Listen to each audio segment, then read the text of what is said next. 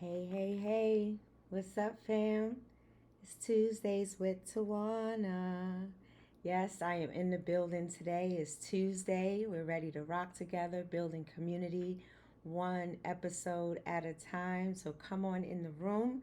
Come on in the room. You shout me out in the comments, I'll shout you out back. And then if you just want to chill and just commune silently while you're at work or just relaxing or taking a break, that's cool as well. So we have a lot to talk about today. So we want to get at it and get into it. And of course, I love hearing from you. I love seeing your comments and then being able to recite and enter your comments into this narrative of building community, because it's not all about me, it is about us. It's about us healing and doing what we need to do to heal. So, with that, I am going to put my phone on Do Not Disturb because, of course, I forgot to do that before we went online. Okay? So, I want to make sure we have no interruptions whatsoever. So, y'all just come on in the room. Come on in the room. We are ready to talk about intimate conversations.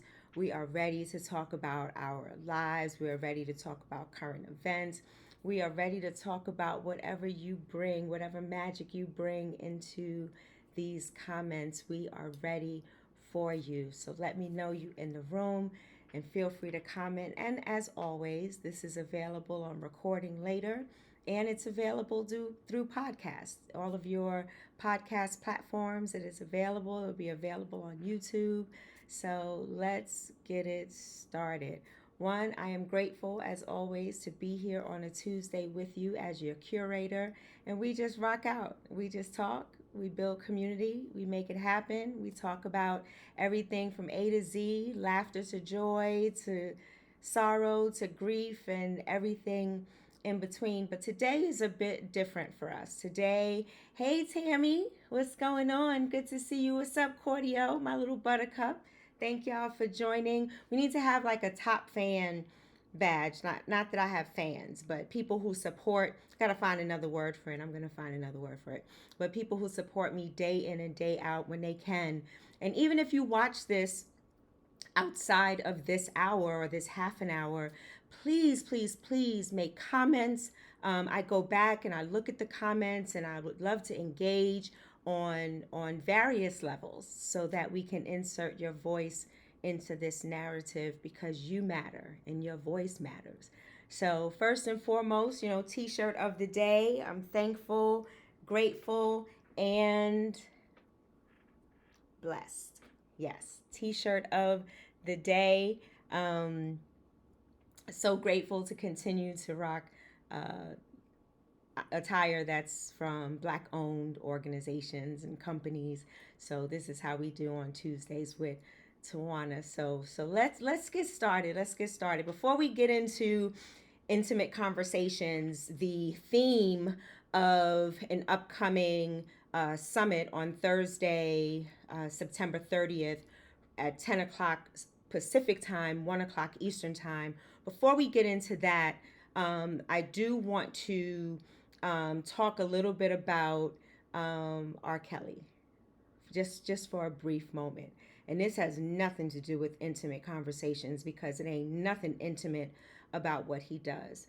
But I would ask that we send love and light to all of those who were impacted through his actions, who were impacted through his ill behaviors and his sexual assaults. And I know that he was found guilty on racketeering and sex trafficking. And there's probably so much more to this. I did not follow it intimately.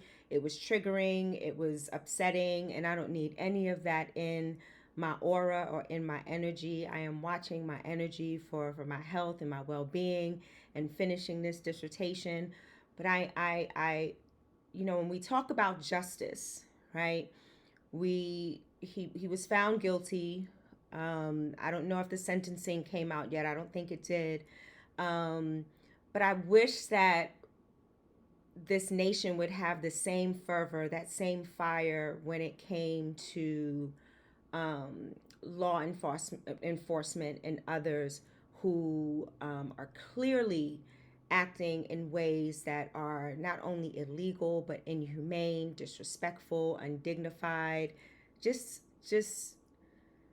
losing the life, losing your life at the hands of law enforcement that are called to serve and protect, or not arresting others who are in public office, who do lewd things, who do asinine things, who say things that are just so disrespectful and demeaning and degrading. What we're doing to our Haitian beloveds, I mean, now they're trying to right the wrong, but we talked about this and we ended on this last week, that your voice matters. Like we speak up and we come together and we shift the atmosphere, because had no one said anything, had no one cared, had no one put voice to the silence of those who are seeking asylum, the migrants, then we probably would not have the same outcome as we do now, trying to right the wrongs of just sending our beloveds back to a country that's in disarray due to natural disasters, and in disarray politically because their president was assassinated. So I just wanted to encourage you to continue to use your voice, continue to be who you be, continue to know that your voice matters and your voice counts. Continue to know that being in the know and updated on all these different matters at hand, it doesn't mean that we have to sit in front of the news all day, every day. So I encourage you to take care of yourself and really monitor what you let into your body and what you let into your system. Sometimes the 6 o'clock news may not be a good look for you, but some other sitcom or something might be a good look for you in that moment. And you can catch your news through Black news networks online and in a digital era, and hearing things from The Root, or hearing from celebrities who keep their pulse very, they keep their finger on the pulse very closely, and share and spread accurate information. Let us not just read the headlines and then hit share without reading the story, to ensure that we are spreading information that is true and righteous. What's up, Jackie? My pink sister is in the building. Tonisha is in the building. Thank you. Thank you, thank you, thank you. I love seeing y'all faces. So yeah, so I just wanted to drop a few nuggets on that with R. Kelly. And um the entertainment scene is brutal. We lost several celebrities due to accidental drug overdoses, and or dying at the hands of suicide. Shit is rough. It is real out here in these streets. So this is why we do what we do, to talk about these things and bring these things to light. One other thing I want to mention before we go into intimate conversations is about mental health awareness. So not only is domestic violence awareness coming up in a few days, and breast cancer awareness month is coming up in a few days, but we also are learning more and more about mental wellness. Um, Not necessarily focusing on the illness, but how does one become well? Because we talk about this often, right? If what we focus on expands. So if I focus on the illness, 9 times out of 10, I'm going to focus on the shame. I'm going to focus on the guilt. I'm going to focus on the mood swings. I'm going to focus on the medication that makes me gain weight or lose weight, or, has me feeling like I'm not in my own body. I'm going to focus on those negative things. And if I focus on mental wellness, then I'll focus on what are those things that are making me well, and I'm still here. Hey, Mama Lovey, you just make me smile from my heart. Good to see you, Mama Lovey. Hey, Julie, good to see you. Welcome, welcome, welcome.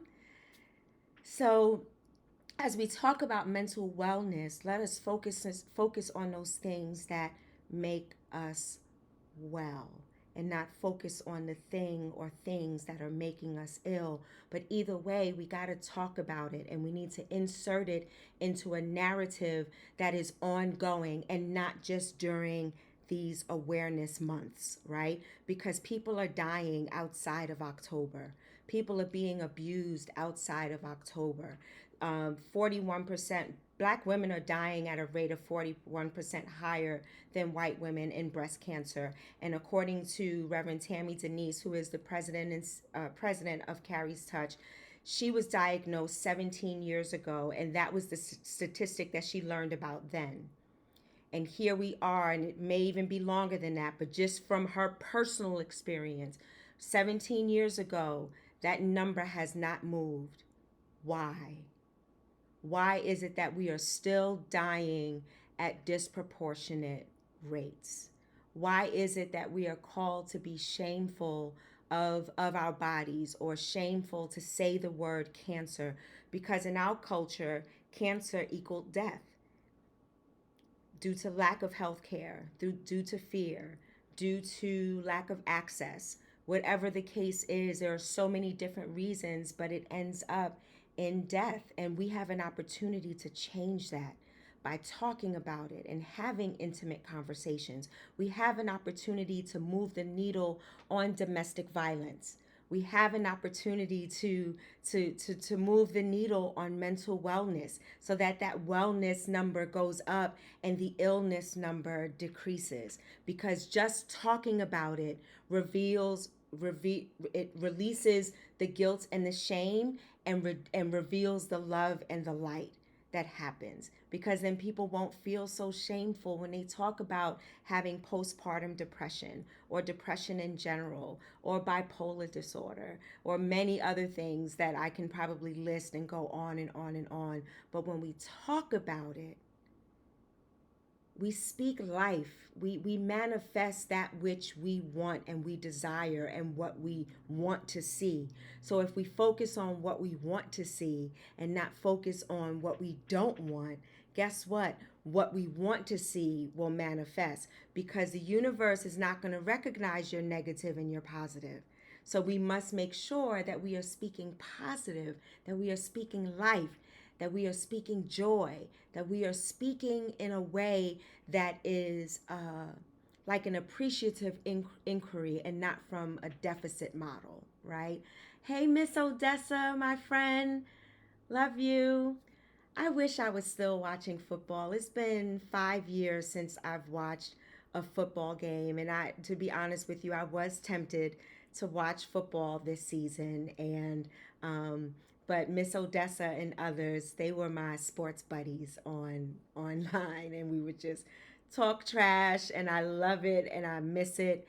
And I tried to turn on a football game the other day, and no shame to those who are watching football, rock on, have fun. I just couldn't do it.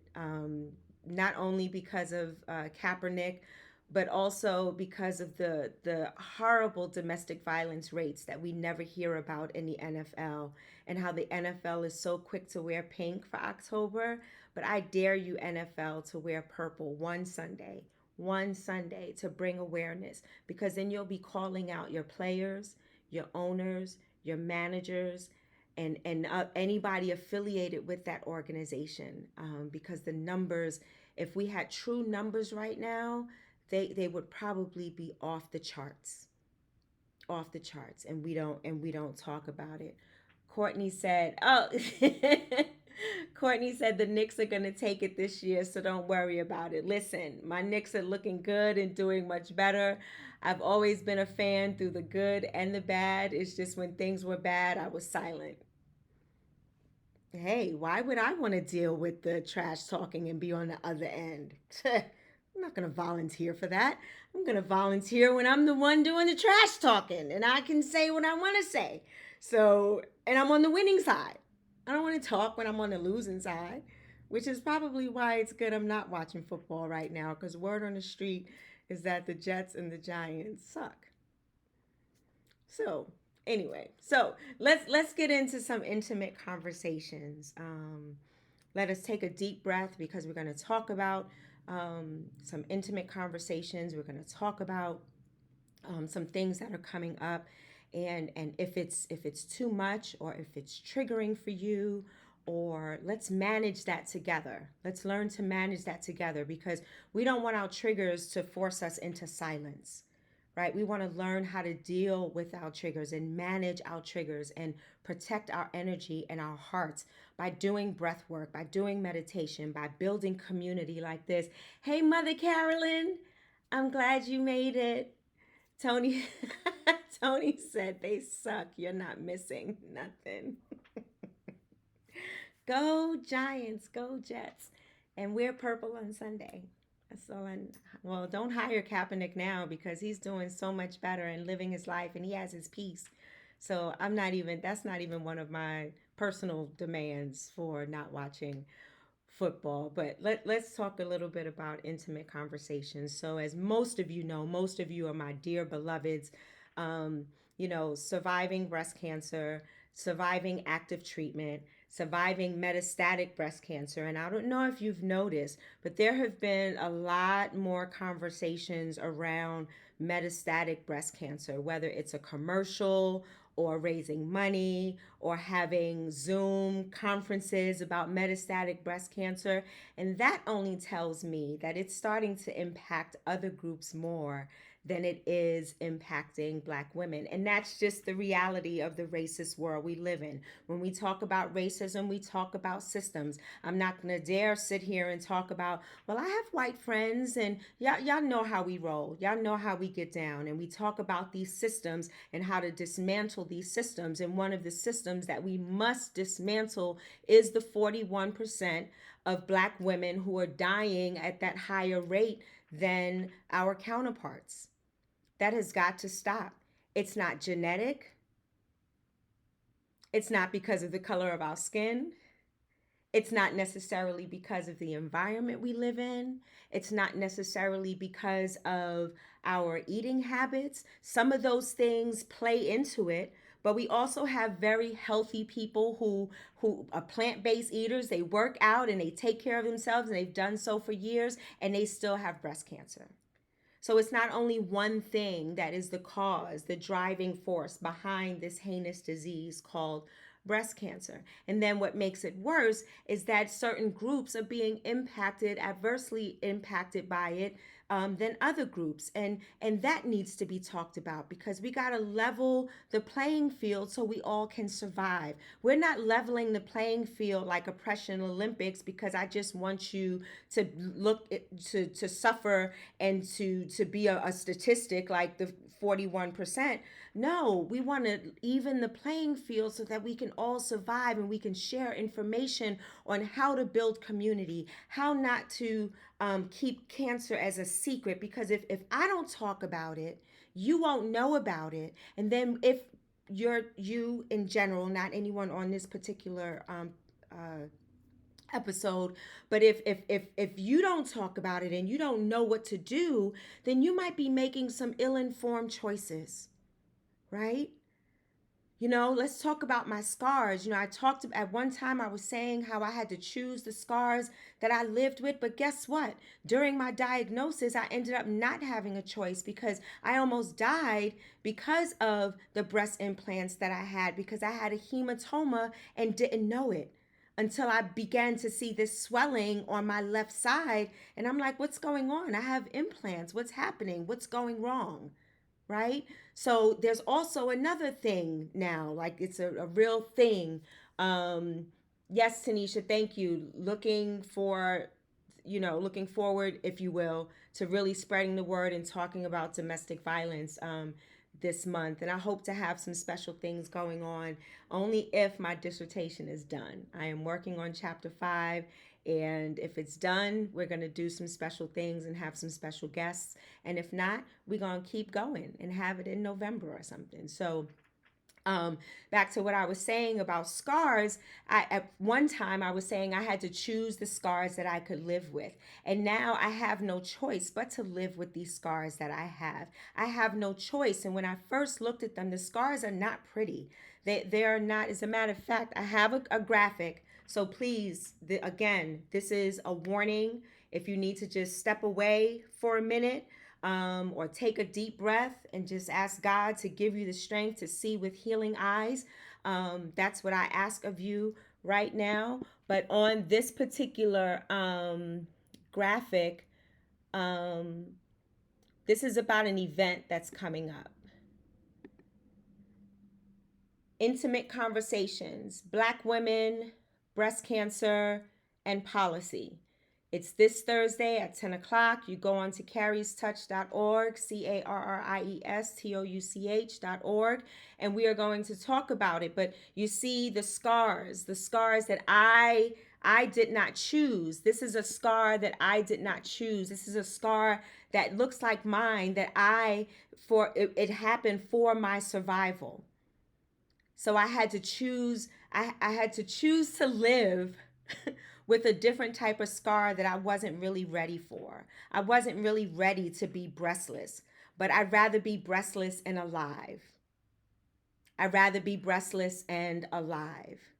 So when we talk about intimate conversations, let's start with Black women because it's Black women, breast cancer, and policy. First of all, we're humanizing Black women, period, full stop, because oftentimes we continue to be dehumanized, we continue to be over hypersexualized, we continue to be disrespected and disregarded, we continue to be silenced by people who feel threatened by us, and the list goes on and on. And Black women continue to make strides. We continue to come together. We should continue to honor each other and show some dignity for and with each other. So when we talk about Black women, full stop, we talk about Black women and honoring Black women and the lives of Black women, and so that Black women can live and not die at the hands of systemic ills like breast cancer. So then the next one, Black women, breast cancer. So now let's talk about Black women and breast cancer. I've said the statistics several times. We must talk about this disparity and these numbers with Black women and breast cancer.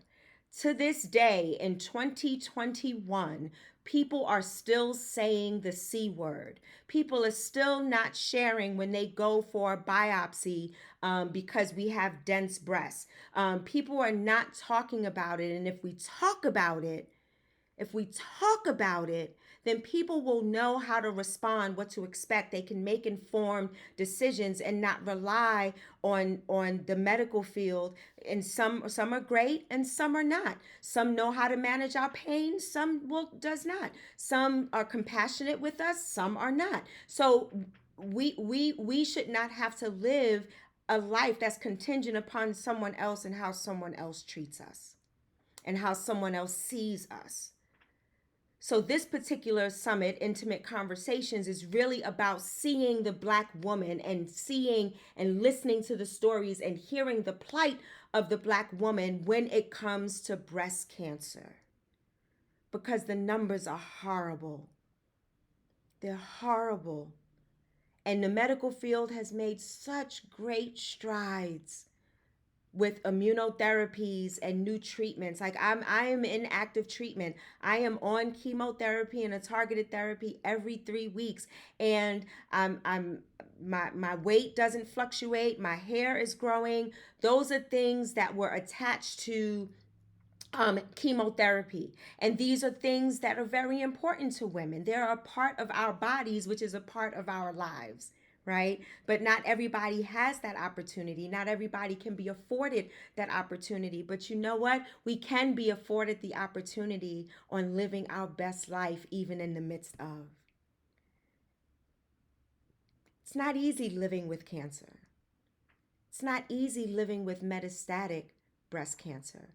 And let's talk about metastatic breast cancer for a moment. So we talk about Black women and breast cancer. Let's add a little thing in there about metastatic breast cancer. So originally, I was confused. I was confused for years as to why in all of my paperwork, it said that I had metastatic breast cancer when it did not spread. Oh, hearts to you, brother.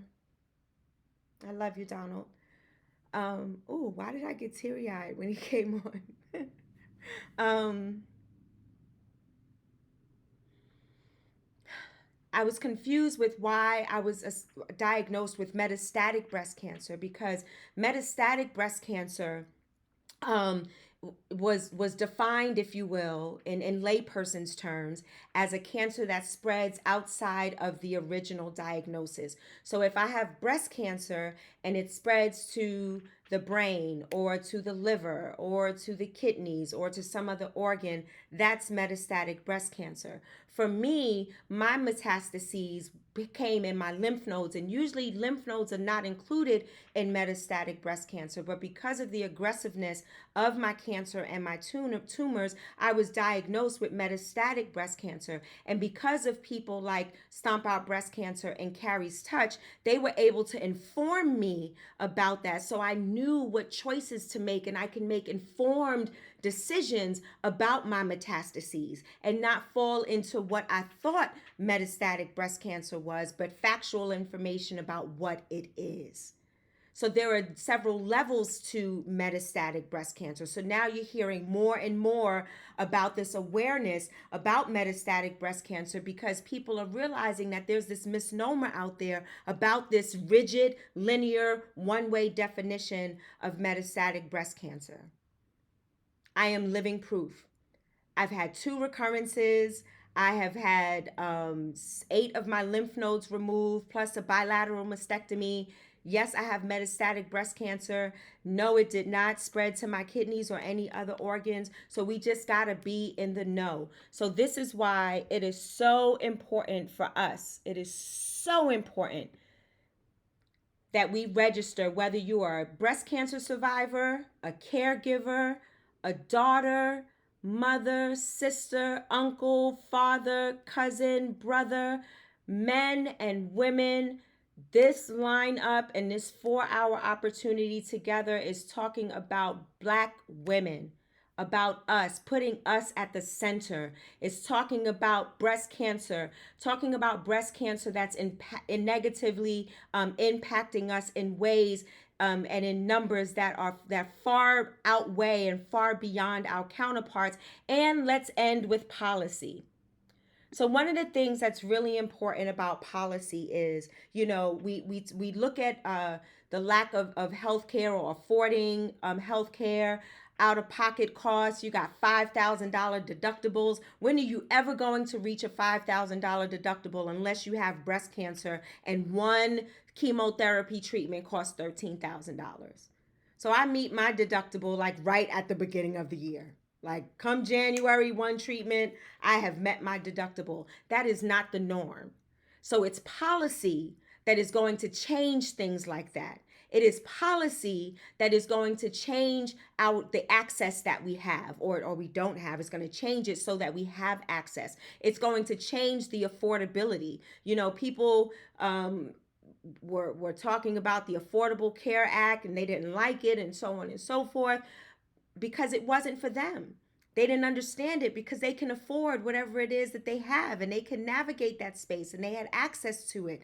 But those of us who did not have access appreciated the Affordable Care Act, because now I have health coverage that I can somewhat afford, and I can go into a doctor and get a wellness check for free. I can go in and go for chemotherapy without paying an astronomical amount of money out of pocket. So when we talk about policy, and policy leads into politics, but we're not talking about the politics that is this 2-party system that doesn't work for Black people on either end of the spectrum.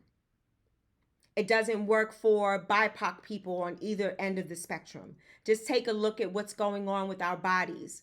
Take a look at how they're trying to navigate and manage our bodies with decisions that we have to make through whether it's abortion or reproductive rights and so on and so forth.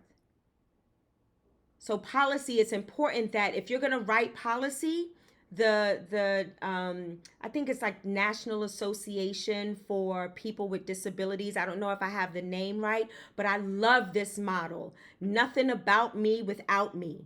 So you can't write policy about Black women and affordable care and all that and not include me, the one who is impacted by it.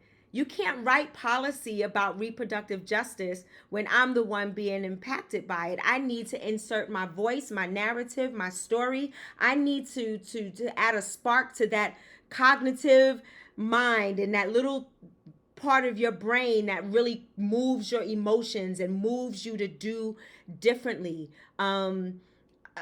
We need to show up and make the changes and be the change that we want to see. So when we talk about Black women and the layers of trauma in general, the layers of trauma with breast cancer, the layers of trauma with other underlying diseases.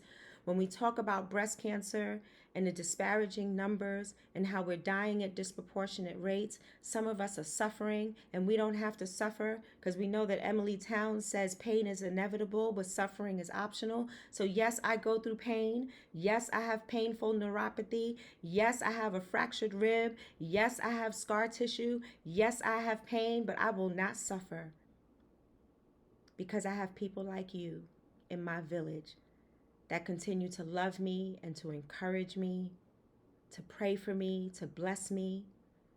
And then in turn, I do the same for you. I am because you are, therefore I am. So I encourage you to register, or encourage others to register, your doctor or whomever. Intimate conversations. When we hang out, I'll hang out. I hope we can hang out one day once COVID is over. When we're done with this episode, I will make sure the information is already on my page, but I'll make sure that it's on this thread so that you can sign up and really learn about Black women, breast cancer, and policy. We have an amazing lineup, and it's not amazing just because I'm on it. Yes, I am on the lineup, and I'm so grateful and honored to be able to share my story. And I want to leave you with this: intimate conversations, into me, see. Intimate, into me, into me. Intimate conversations requires trust. It requires a level of communication that is transparent, that is beautiful, that is truthful. Intimate conversations are about truth telling in a way that is loving. Intimate conversations is about not saying the C word anymore and calling it out and naming that thing. For our Christians out there, we name it so demons will flee. We name it so that we can face it and fix it and we know exactly what it is. We're going to rebuke the guilt and the shame and start feeling bad. Well, what did I do? What did I eat? How did I act? What did I do to deserve this? Nothing, baby. But we're going to survive. That's what you did. You're a survivor and a thriver and a warrior and a waymaker and a divine, beautiful being. A divine being, so much so that we can shift the atmosphere to work in our favor so that we might live and not die at the hands of these systemic ills. Miss Odessa, Mother Carolyn, I love you dearly. Thank you for affirming this conversation. So listen, I hope to see some of you on Thursday's Intimate Conversations right on Facebook Live on Carrie's Touch page. It'll be on YouTube as well. It'll be available for recording. I love you dearly. Let us learn more, because when we learn more and we know more, we do better. Stomp Out Breast Cancer says the more you know, the less you fear. So this is why we do what we do in community, in love and in hope and peace and joy and healing together, one episode at a time. I love y'all to the moon and beyond. I pray I will see you on next Tuesday. Keep praying for me. This dissertation is almost done. Well, done for me, and then it has to go to committee and they have to approve it and some other things. But just remember, I am doing this. We are doing this because I could not do this, whether it's surviving breast cancer or doing a dissertation in the midst of active treatment and a pandemic. Listen, if I don't do nothing else for y'all, may this be an encouragement to you to go out there and do big things. I love you. Yes, baby. Cancer cannot steal my joy. Cancer cannot steal my hope. Cancer cannot steal my peace. Cancer cannot steal my village or my tribe. So this is why we do what we do. I'm Rev T. This is Tuesdays with Tawana, and I'm out. Share this, share this, share this, share this. I love you. I'm out. Later.